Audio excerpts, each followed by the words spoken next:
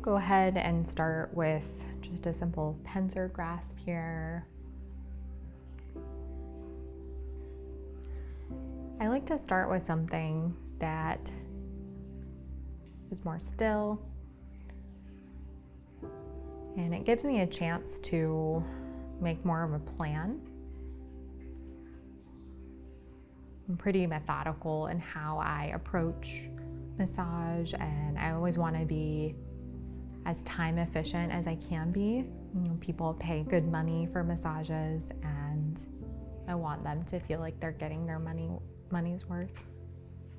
And that doesn't mean trying harder or working harder. It's really about just doing quality work, being thoughtful in your approach.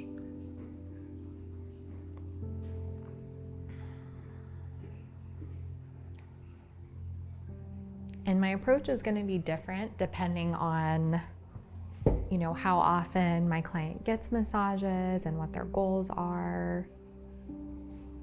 Keeping those lines of communication open with your client are really important, whether you're working on them for the first time or the 20th time. It can actually be pretty exciting to have longer term clients, because you just really see them blossom and work through, a decent amount of stuff.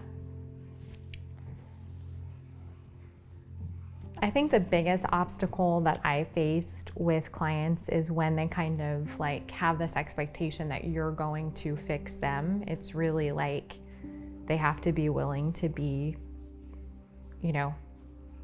putting in the effort just like you are.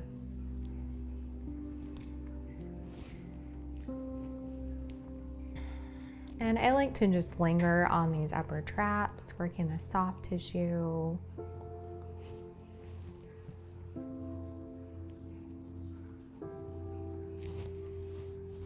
Whenever I am thinking of, how I want to approach the rotator cuff muscles, I'll usually wait to reposition the arm. So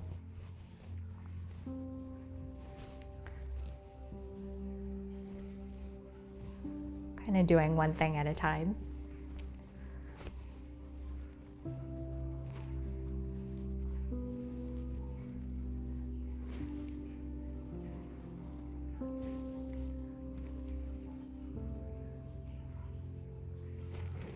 I'm going to go ahead and apply my oil.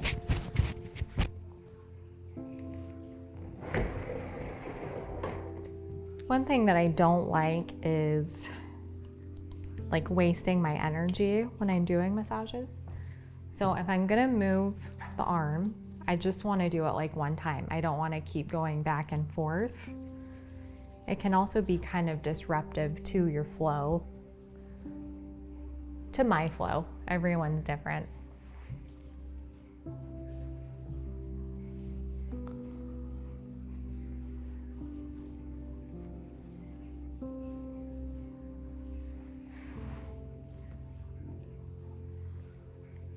And really just thinking about, okay, how much time do I want to spend on the upper traps and the rotator cuff muscles? Just budgeting my time.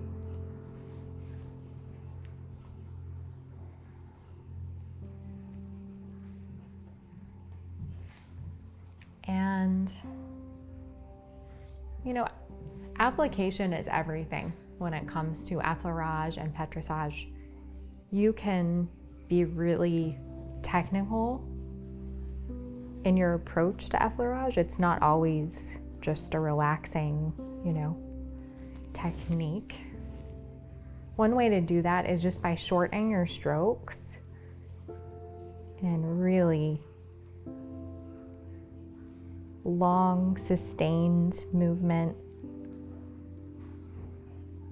It's just really great for these upper trap muscles and the rhomboids.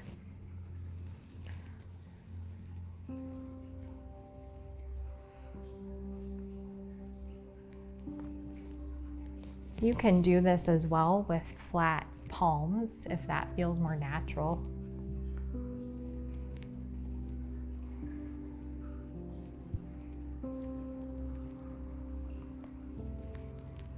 I find that the clients of mine who like, really deep tissue almost feel like this is a waste of time, but it's really not. Really important to work that soft tissue and keep the muscle tissue like really healthy. You don't want to create more inflammation. You want to stretch and open up the muscle tissue, and that really takes time.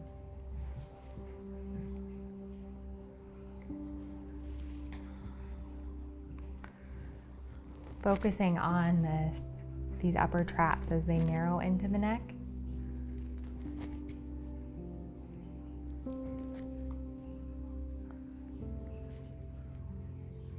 If you feel like your flow is better on one side, it could be as simple as like the shoulder being lifted, which is the case now. So I'm just gonna bring that shoulder down a little bit. Open up this area a little more.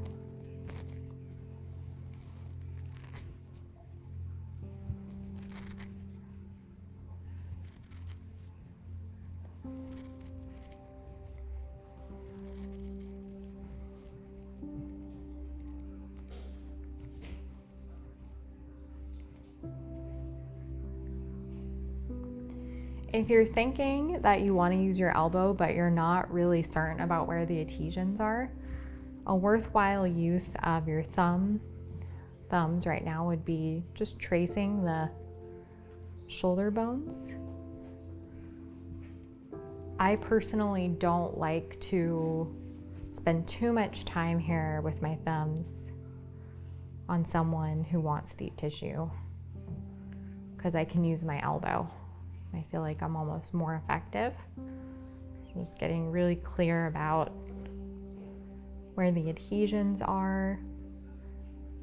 Now, it would be different if I were doing like a more medium pressure focused massage, because this is perfect. And I'm gonna go in and start with some deeper work.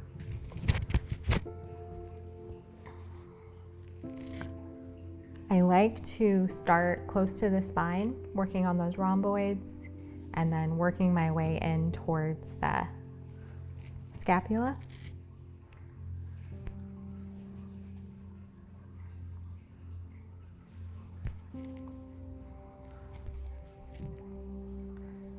There's something that can feel like just really painful in here. It's the highest area of tension in the body, just naturally. And so it can be pretty intense to get deep tissue in here. But as a lot of people know, it feels amazing after, as you literally create more space in the muscle tissue. It's less sticky. You just feel like a new person sometimes when you get good work done in here.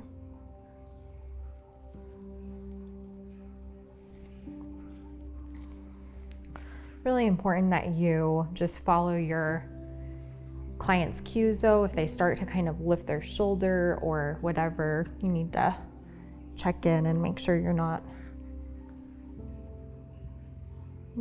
working too deep.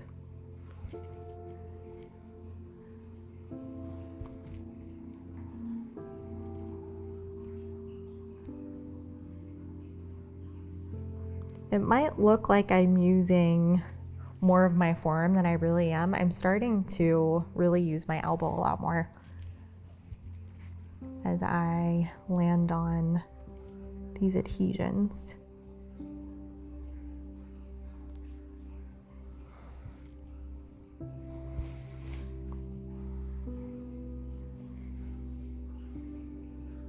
And sometimes it may feel right if you want to land on those adhesions with your thumb and spend some time. You could offer some support to your thumb.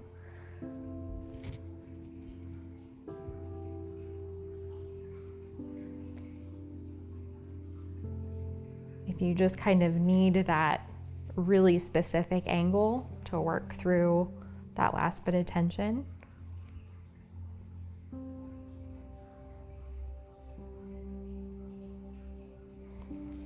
but just be kind to your thumbs. And I'll often skip that step because as we move into the infraspinatus, I'm going to be doing a lot of thumb work.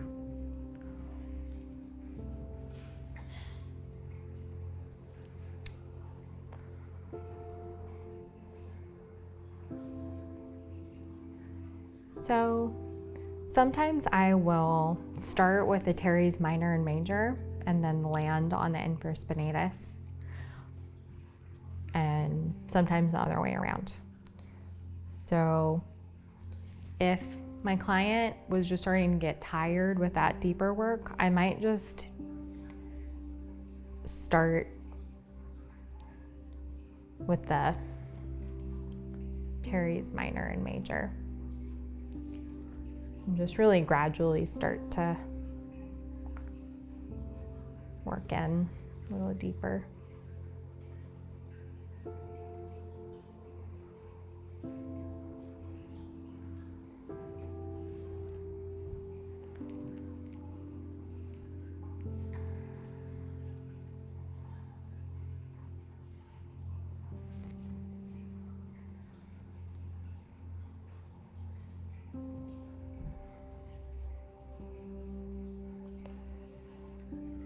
I really enjoy doing this kind of work because it's really easy to flow from that trigger point work into that effleurage stroke along the lats.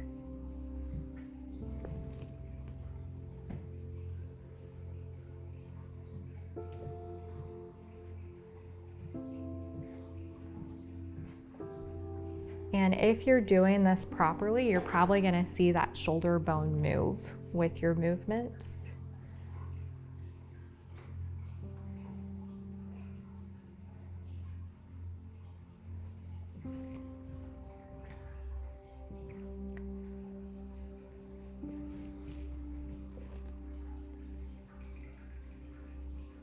And I'm going to start working on the infraspinatus and just making sure that Michelle's arm is supported so she doesn't have to think about her arm falling off the table.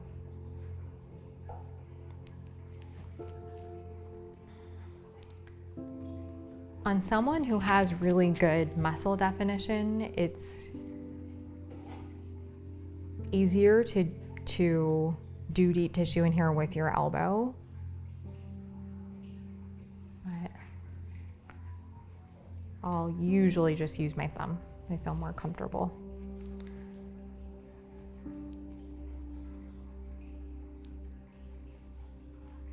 And I'm just gradually kind of working my way in,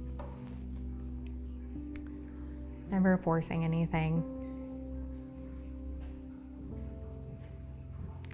This muscle can be really caught off guard sometimes. It's not always used to being worked on. Takes a little while for it to relax, respond to the deeper work.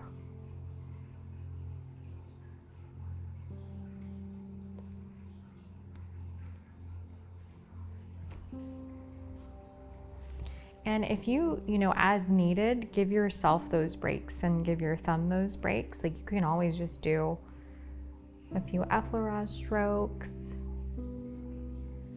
down the lats and around the scapula, on the scapula as well.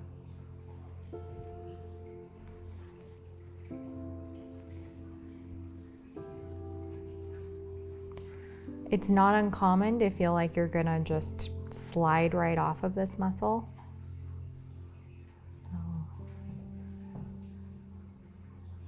Can do palpitations, can be really great for the muscle tissue as well.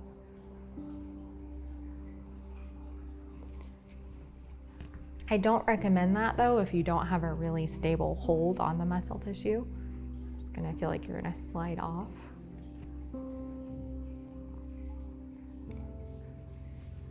And if you're not used to doing deep tissue with your elbow, I would just once you're first get really clear about where the adhesions are, and you can even just with your thumb put your hand on there and then put your elbow. And that's a great way to begin the deeper work with your elbow. At a certain point, it's just more intuitive and you don't have to do that as much.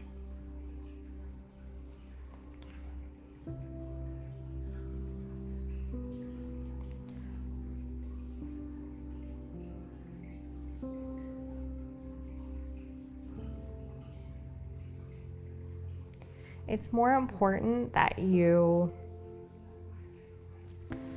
in good position on the trigger points and that you're like sinking in a healthy way rather than just like applying as much pressure as you can. So just using a good bit of finesse.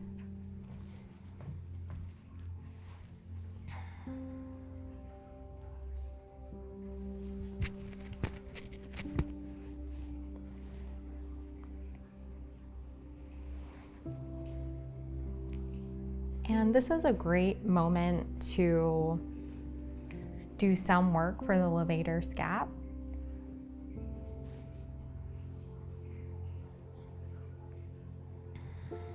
I'm going to help Michelle get used to a different sort of sensation. Anytime that you're working on the levator scap, you need to be moving in down towards the shoulders. Anytime that you're moving this way, you're going to be working on the upper traps. This levator scap is a very deep muscle.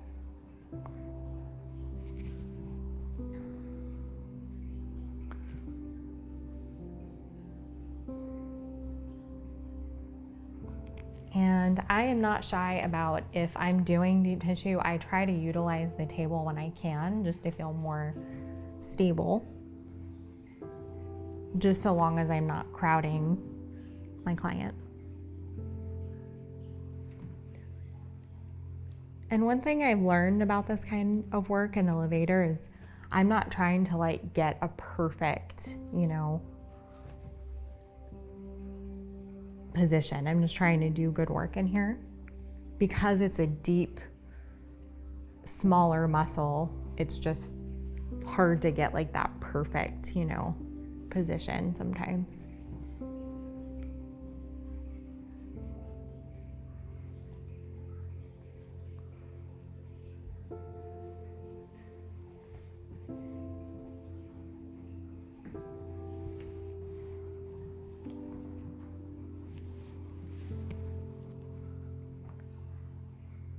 And I do like to just communicate like the connection between different muscles with different techniques.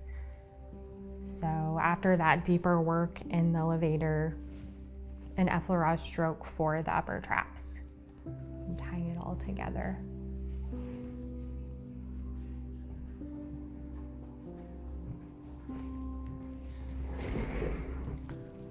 And just kind of thinking of things, techniques that make everything feel more cohesive.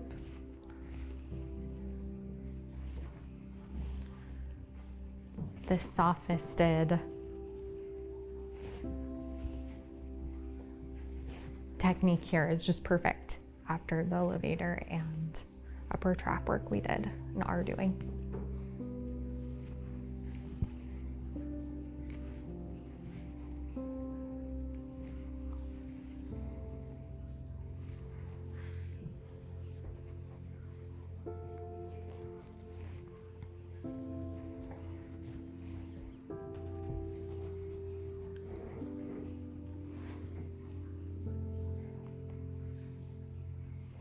Always offering some type of cool down on, especially on the more athletic people that I work on that like deep tissue. I don't spend as much time just because that's not really how they want to spend the bulk of their time with their massages, typically.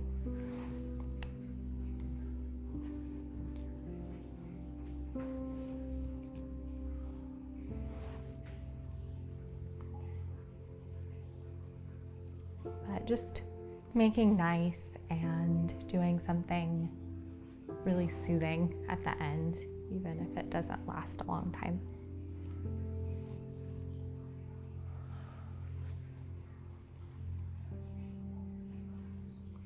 And that is all for today.